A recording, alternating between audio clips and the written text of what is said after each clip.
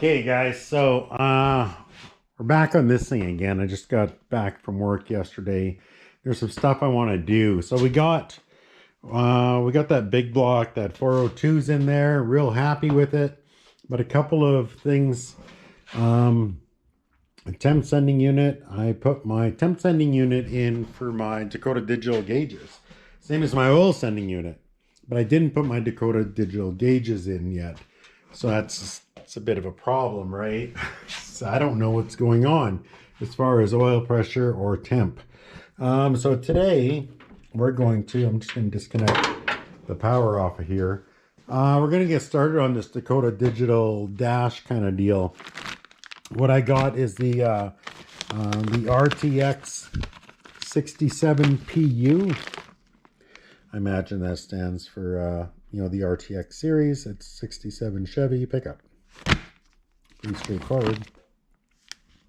There's not a lot here. There's not a lot to install these things, and I'll walk you through it. It's money well spent, in my opinion. We should get this done in a day.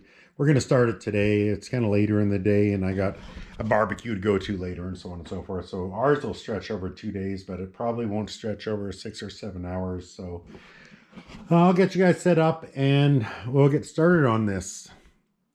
We're going to start by, well, disconnecting the battery, I guess. Then we'll pull this dash out. I'm going to take this opportunity to swap out this dash pad as well. I changed out the seat for this brown seat. I did the upholstery on it myself and ripped it down there. We won't talk about that. But I also picked up, you know, this is called saddle. I picked up a saddle dash pad and saddle door panels and so on and so forth. I think it'll play nicer with the yellow than the black does. There's nothing really wrong with like this dash pads. In good usable conditions, not cracked or anything. Same as the door panels and the armrests and even the visors.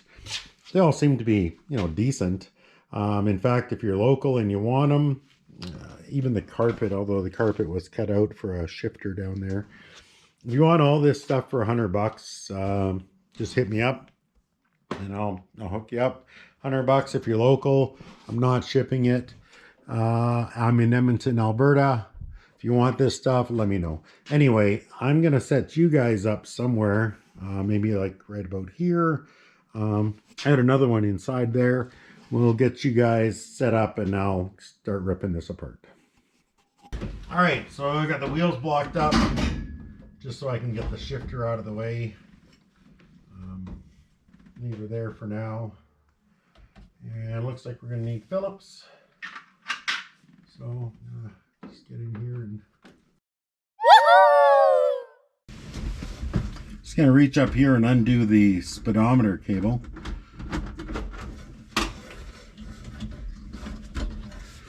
Then we have our oil pressure line over here. I don't think it's giving us a problem. It isn't.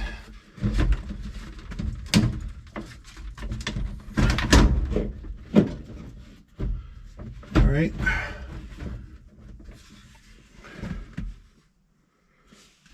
You can see up here is just our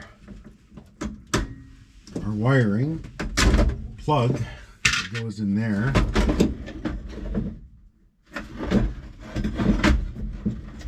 Pop that guy off.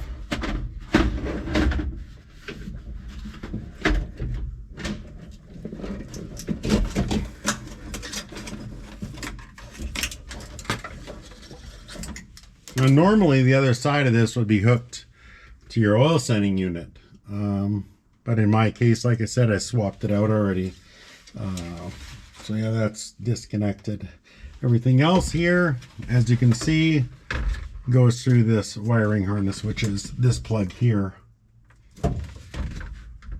So on the front half, we have our battery, our temperature, our oil sending unit, fuel tank, and our speedometer. One of the things that I'm changing when I change this out is I want to put a wood grain one in here. You know, love it or hate it, that's what I want to do. So I need to get rid of this and move my wiper over here, and I'll move my lights up a notch, because 60 to 67 and 68 are the only ones that have 3 holes, because they're the only ones that have a manual choke. So we're going to get rid of that, and we're going to put the lights up top and the washer over here, or sorry, the wiper motor, the wiper switch over this side. So I'll do that real quick, and then we'll carry on. Okay, so I guess we could take this guy out first. This is the choke switch. I don't know how that's coming out of there. Looks like that's a ground off of there. It appears there's just a nut back here. It comes off like that, I guess. Okay, so first things first, I want to get this wiper motor, wiper switch. And I want to get it over here. So I don't even know if it's going to fit in that hole. Try to look online, see if somebody else has done this, and I haven't found anything. I'm sure I'm not the first guy to do this, but all right, so we have a blue wire, a black wire, and a light blue wire. So maybe what I'll do is I'll chop this, and I'm going to extend those wires, and then I'll stick it in over there. This hole and that hole look pretty close to each other, so I like my odds of just sticking that in there. So yeah, I'm going to extend that, and then we'll come back. Okay, so I just went online and I did a search, and my search term was 1967 C10 gauge cluster schematic, and it gave me this guy here, and it's awesome. I'll put maybe a link to this in the description of this video. When I went through it, this is what I got left over with. So this is a ground that ran up to my choke over here before, and then this wire here was the old temp sensor. So we're not going to use the old wiring for the temp sensor, because we have a new one, and we're not going to need this ground. So we are now done with this. So what I did was I went through everything on there, and I just marked up what it was. So this tan wire, for example, is for the brake indicator. This one here, I have it marked dim. This is actually for the gauge lights. But on our Dakota Digital dash, it's going to be, it's when that light comes on, that means our headlight switch is on, and that means we can dim our lights. I got our right turn signal. We've got our left turn signal here. We've got our high beam indicator. We got an alternator wire. I don't know if I'm going to use that or not yet. And then we have this wire here, which we won't use. This one runs off to the fuse block. And then we have these 2 fuel ones, and one says fuel send and one says fuel signal. So I'm assuming we're sending power there, and they're reading the resistance coming back. So we'll see how the Dakota Digital gauge wants to work with that. I'm just going to nip this guy off a little closer to here, get it out of our way. And then I think we're ready to start looking at doing something here. All right, so give me a couple minutes and we'll get rolling. Okay, so I'm going to go ahead and I'm going to start wiring this stuff up. So you can see here, let's start with the fuel, for example.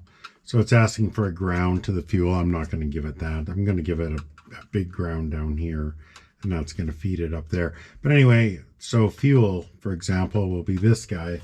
So here's my pink wire marked fuel. I'm just going to stick it inside there. You see that? So I'm just going to fire that inside there where it says signal. And then I'll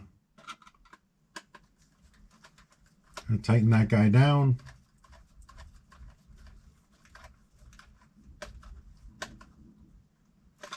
Okay, give it a tug test, make sure it's not going to go anywhere. That's going nowhere. I'm going to call that good and move on to the next one. So the next one down is going to be, these are going to be my 3 sensors. So it'll be my oil sending unit, it'll be my temp sending unit, then it'll be my speedo. So maybe we'll take care of that stuff right now. I haven't really shown you guys, so well, let me show you. Okay, I'll show you where my sensors are, and then I'll grab some wiring and we'll wire it up. It's really quite plug and play. So I got this is a big block Chevy, so I got my temp sensor on the side. That's where I would choose to put it if it was a small block Chevy as well. So that's my temp sensor there. If it was a small block Chevy, back here by my distributor is where I would put my oil sending unit typically. But because I got a big block, oh, let's see here, can I get you down there? Yeah, you can see it way down there by the oil filter, actually. I hope you guys can see it. I can't really. Anyway, that's where it is. So I'll have to get some wiring from this sending unit here. I'd probably bring it up and across and up and over. I'll probably send it in where this is currently where my speedometer goes in. We're not going to need that, right? There we go. Yeah, we're not going to need the speedometer because we're going to have a different style going in there. We're not going to have a cable anymore. We're going to do away with the cable. We'll get into that in a minute. So I think what we'll do is we'll run all our wiring from here up and then over. And then same with the transmission. I think we'll run that transmission kind of down here and then up and over as well. So why don't I do that right now? I'll grab the wiring for these guys. So one's a 3-prong, one's a 2-prong, and then that guy there actually goes down to the transmission and plugs into this guy here. Probably wondering why I have an extra one. Don't worry about it. It's a long story in itself. But let's go ahead. We'll get these two guys. That's just going to plug in, and then I'll route it up. And then this guy here, I'll run it down and then bring it back up. Okay, hang tight. Okay, so I got my temp wire wired up here, and it's just going to scooch up along inside here, and then up and over, and then inside through there. My oil sending unit, I don't know if you can see it down there. Well, she's tight, eh? Tight to see. It's wired up, but I think I'm gonna have to put an elbow down there because it's kind of close to that rod for the transmission. See that? See how close it is? I'll try and zoom that in for you guys when I go edit this. But she's real close to that shift rod. Now my transmission, let's see if I can get this out of there. Probably not.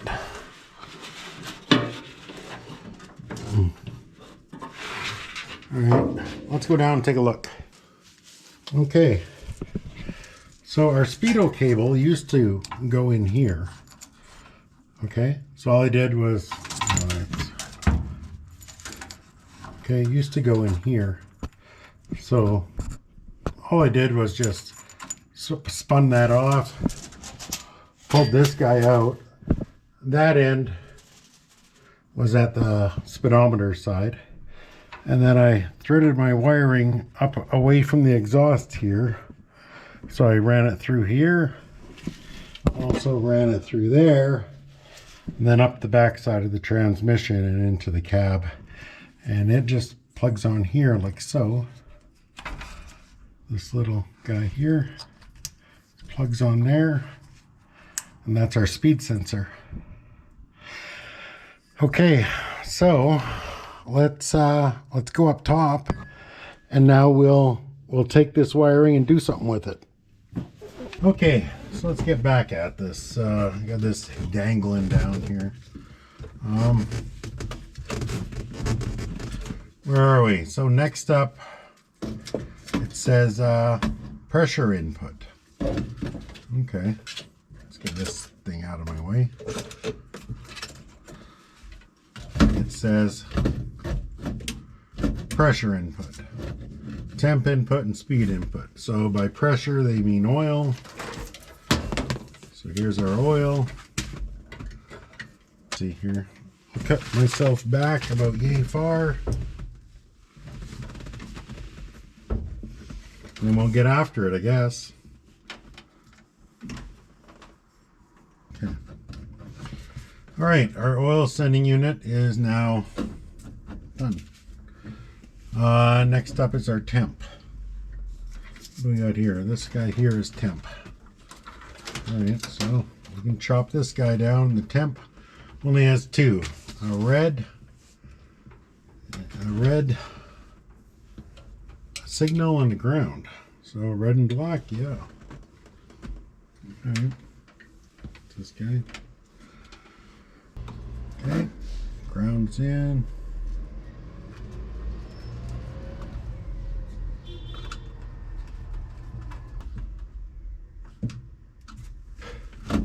Power's in. All right. Last up is the transmission. That's going to be the one that's not marked here. And this one's got three. So power, ground, and signal. So, all right. That's our signal, our ground, and our power. Okay. Now I need a tach wire. So I want to run myself a wire from the tach into here. So let me go do that real quick. I'll be right back. Okay, so I had bought a dash a while back, but I know that, see these holes here? 1, 2, 3, 4, 5, 6, 7. They're a bugger to get to. In fact, I don't think you can even get at the ones up there without taking that cluster out. So I thought, you know, why don't I just, in fact, I had to pull that light switch out too over there to get at the corner one properly. Anyway, I could probably, you know, fiddle around and get it. So anyway, I thought I would just wait till I did the gauge cluster to do that. You can see over here, you know, the glove box liner had to come out to get at this guy, and this guy. This one here, I can just reach up underneath. Nope, it's not rocket science, but it is a pain in the dick to do if you don't got that out. So decided to pop it out and just kind of get her done. So I'll throw that new dash in and we'll get back at our business here. All right. Before I throw the dash in, I'm just going to give this a quick wipe here. Kind of like your last chance to clean under the dash before the dash goes on. I may as well take that opportunity.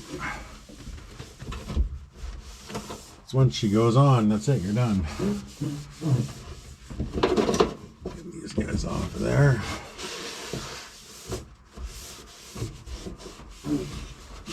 Somebody remind me to put that vent back in too before I put the gauges on. So that'd be just like me. This one comes to us from Scott's Super Trucks in Penhold, Alberta.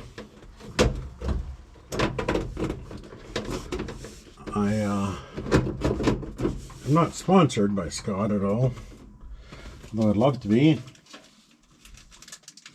But his stuff just works, you know what I mean?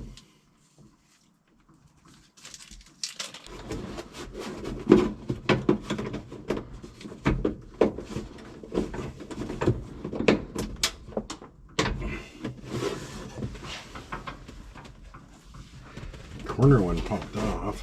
I'm not surprised. It wasn't on very well.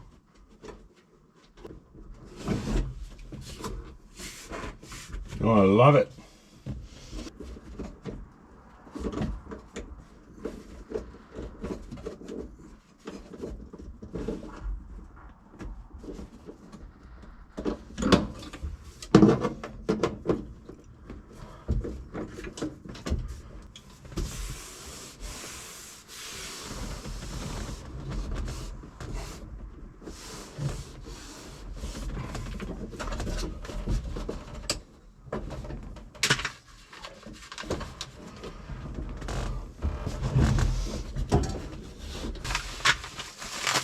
Well, you guys want to do a dry run? I do. Let's see what we can do here.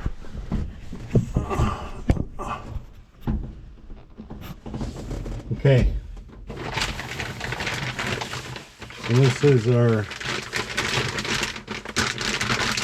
gauge cluster. Should have probably opened this and made sure it was good when I got it. But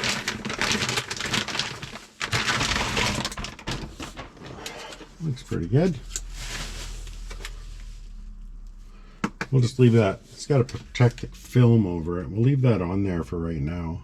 It's like this guy. It's a 6-pronger. That must be the clock one, eh? Yeah, it's the clock on that side. I don't know how much I care about the clock one, but may as well plug it in. I think this is the main guy here. This is an 8-pronger. Just plugs in there. Oh, display cable.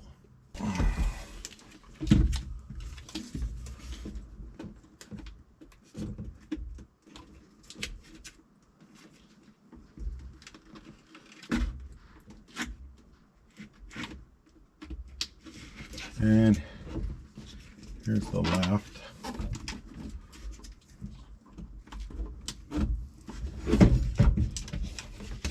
Still got to secure everything. I just want to make sure it's all gonna work before I get too far ahead of myself here. Just gonna push these lights back in for now. And yeah, I'll go hook up the battery and we'll give it a go, I guess. All right, let's turn the cycle the key.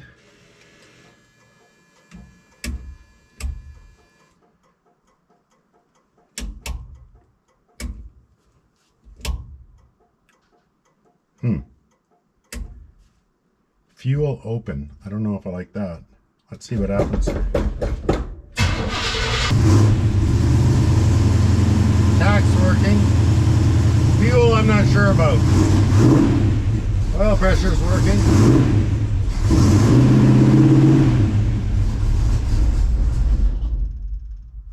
It says fuel open here. I don't know what that's all about. Let's fire this guy up again.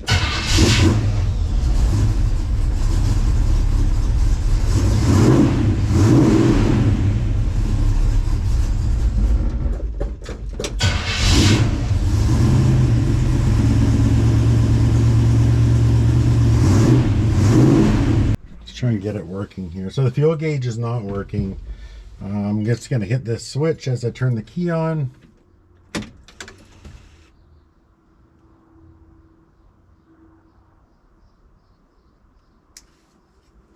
And it's going to ask me to enter setup.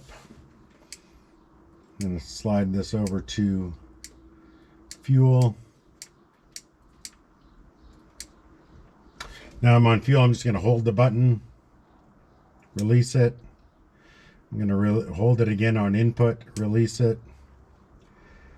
I'm supposed to be 0 to 90, so we'll hold it on there and see.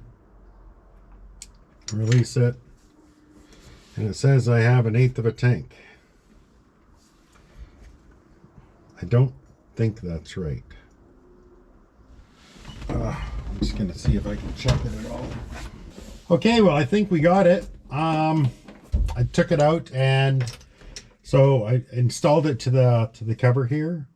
I took it out and set up the speedometer. I also set the clock on it. That's working. Fires up good. This is the color I chose. It's what I prefer.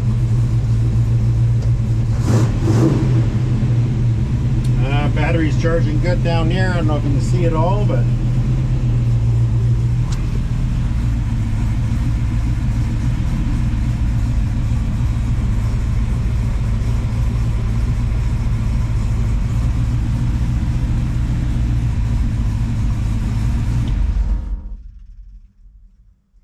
anyway, that's what I decided to do. It set up the odometer, or sorry, the odometer to what my miles actually were.